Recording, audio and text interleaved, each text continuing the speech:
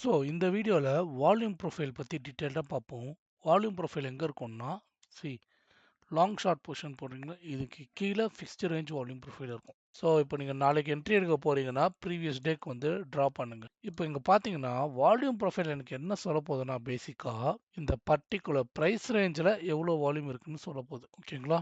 Same இங்கேயும் பாருங்க, இந்த பர்டிகுலர் பிரைஸ் ரேஞ்சில் எனக்கு எவ்வளோ வால்யூம் இருக்குன்னு சொல்ல போகுது. ட்ரெடிஷ்னல் வால்யூம் வந்து இந்த பர்டிகுலர் டைமில் எவ்வளோ இருக்குன்னு சொல்ல போகுது. அந்த டைமுக்கு திருப்பி ரீவிசிட் ஆகாது. ப்ரைஸ் வந்து திரும்பி ரீவிசிட் ஆகும். ஓகேங்களா? ஸோ இப்போ வால்யூம் ப்ரொஃபைலோட ஸ்ட்ரக்சர் பார்த்தீங்கன்னா, இங்கே வால்யூம் அதிகமாக இருக்கும். இது வந்து ஹை வால்யூம் நோடுன்னு சொல்லுவாங்க. இங்கே வால்யூமே இல்லையா, இதெல்லாம் லோ வால்யூம் நோட். ஓகேங்களா?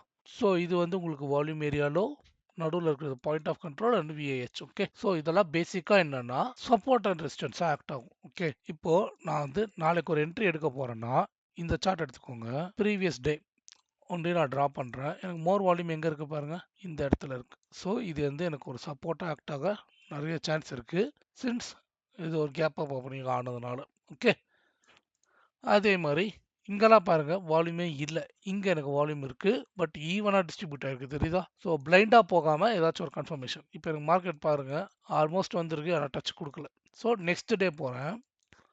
நெக்ஸ்ட் டே அதே மாதிரி ட்ராப் பண்ணும்போது இங்க ட்ராப் பண்றோம். ஓகே, இப்போ பாருங்க எனக்கு இங்க தான் வால்யூம் அதிகமாக டிஸ்ட்ரிபியூட் ஆயிருக்கா.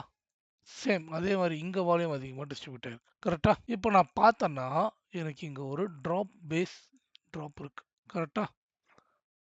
அடுத்த நாள் கேப் டவுன் ஓப்பன் ஆச்சு. கரெக்டா சப்ளை ஜோனில் வந்து ஒரு என்ட்ரி 1:1. ஓகேங்களா? நீங்கள் 1:3 அதெல்லாம் இருக்காதீங்க. ஃபஸ்ட்டு 1:1 இல்லை 1:1.5 எடுத்து ஃபஸ்ட்டு ப்ராஃபிட்டை புக் பண்ணிக்கோங்க.